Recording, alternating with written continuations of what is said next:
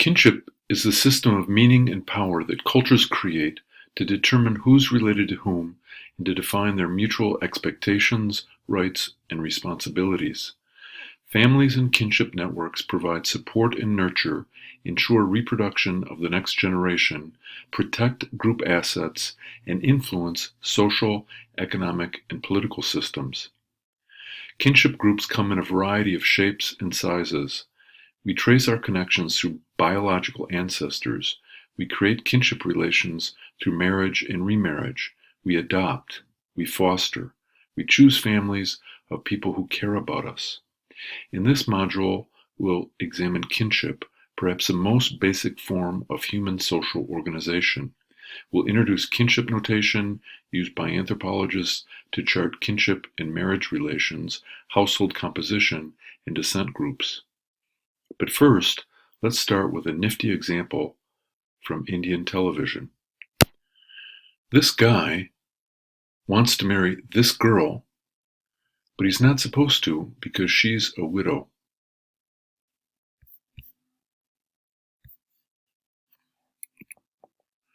Her biological father defers to the decision of this man who is her father-in-law.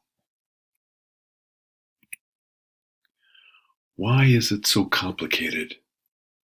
It just seems complicated. That's how our kinship system works. Part of the response has to do with Indian culture, which makes life hard on widows. Widows were previously considered as outcasts. They were expected to shave their heads, discard their jewelry, live in seclusion, and undergo regular acts of penance. Even today, widows are perceived as a burden, threatening, and polluting. Indian culture values marriage to a virgin bride. Many marriages in India are still arranged marriages. Young man's relatives are unreceptive to their son marrying a widow.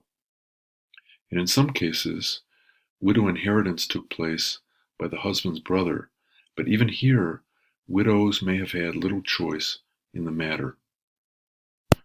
Today, the internet may provide a potential solution for Indian widows who seek to remarry. There are a number of websites devoted specifically to widows, widowers, and divorcees seeking a second chance. The point here, which I'll ask you to bear in mind throughout this module, is that there is considerable global variation in how people organize kinship and marriage relations around the world. At the same time, people's behaviors do not always follow specific cultural values. In this presentation, we'll look at kinship, and then in the next, we'll turn to kinship notation and diagrams. After that, we'll look at household organization, particularly postmarital residence. Then, we'll turn to marriage systems and family composition, looking at a number of general types. And finally, we'll turn briefly to descent systems, which many societies use to organize themselves into corporate groups. Anthropologists have developed a special terminology or jargon to talk about kinship, residence, marriage, family, and descent, so it's easy to get confused. As we go through this material, it's important to remember whether we're talking about kinship, residence, marriage, family type, or descent. They're not quite the same. Kinship is ego-centered. This means that we start with an individual ego and trace relations via parents, children, and in-laws, called affines in anthropology. Note that ego refers to this self. It doesn't mean egotistical here. Here, residence refers specifically to postmarital residence, that is, where couples live after marriage. This is determined culturally and is called locality. When you see locality or local, we're talking about residence patterns. Marriage systems may differ from society to society, but are key to family organization. Marriage is also called alliance.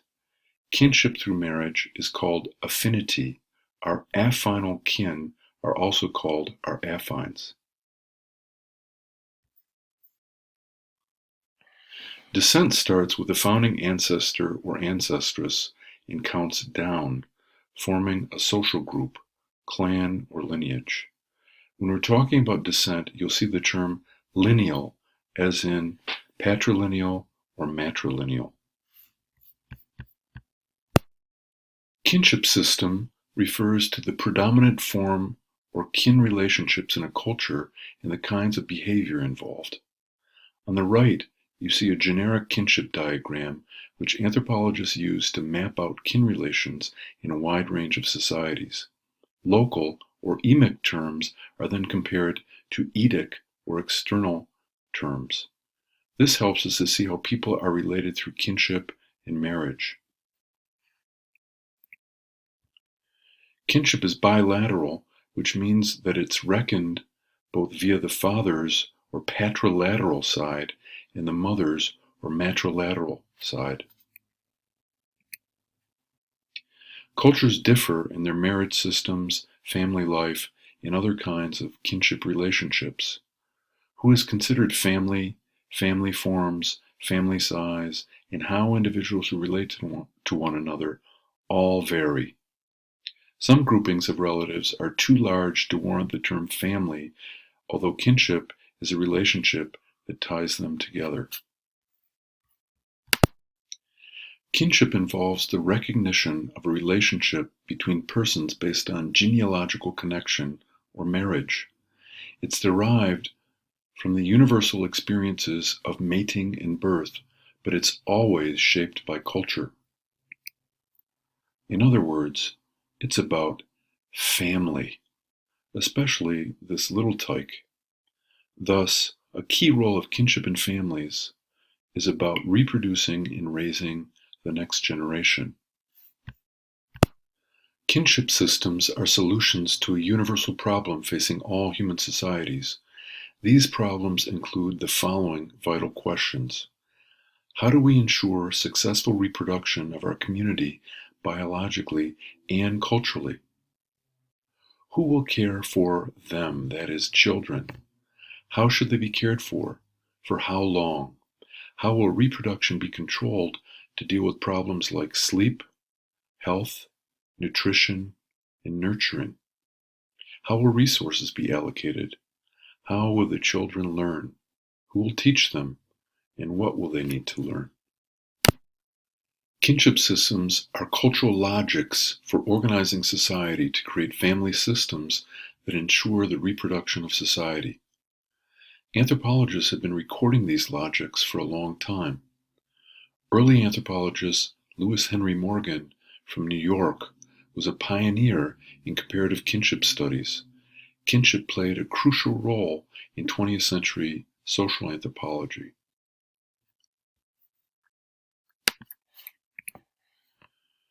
Anthropologists recognize two main types of kinship.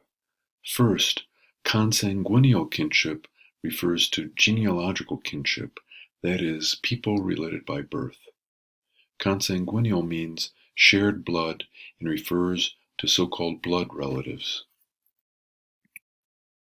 Second, affinal kinship refers to relationships by marriage.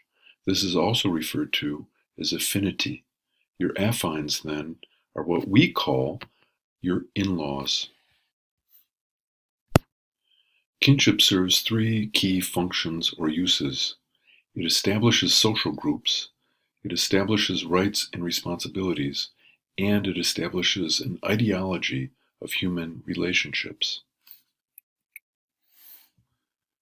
Kinship relations define social groups, locate people within these groups, and position the people and the groups in relation to each other in time and space. Here, for example, we see a mother and father with their teenage daughter who will eventually get married. Kinship relations entail the idea of rights and responsibilities. Some are codified into law or custom, such as succession of property and distribution of food. Some are interpretable.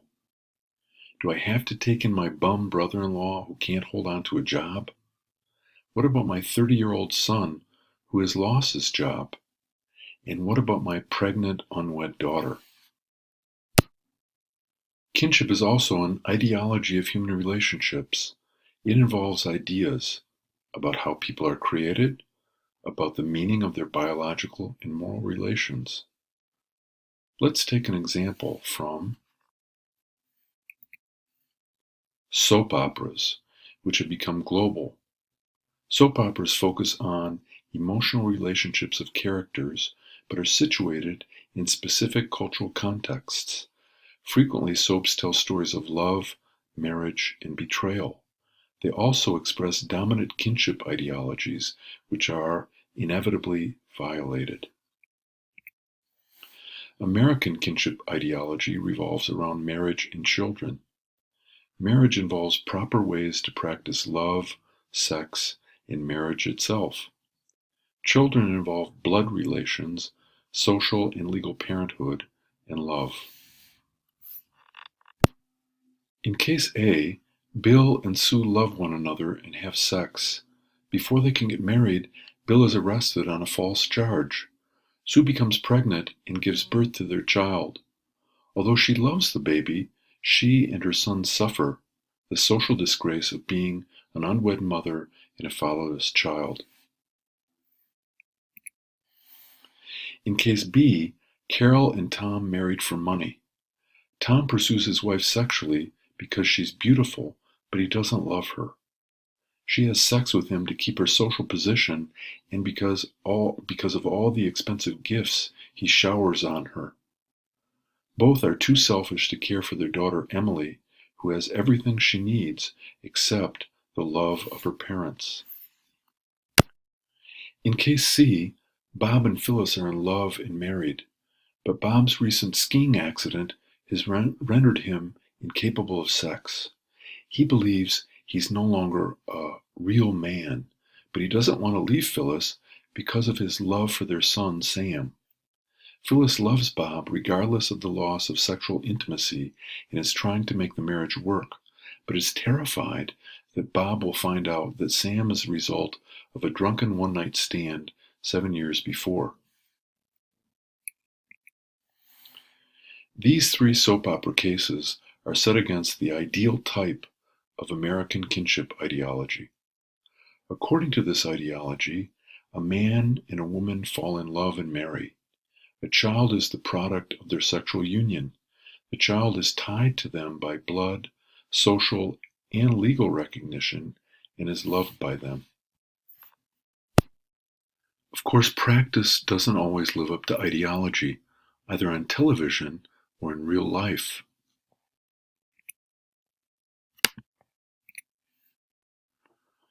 American kinship ideology also entails an ideology of blood. American culture and law recognize social and legal aspects of kinship, but privilege relations of consanguineal descent over relations of nurturance, time, and co-residence. Blood, of course, is a metaphor for genealogical connection.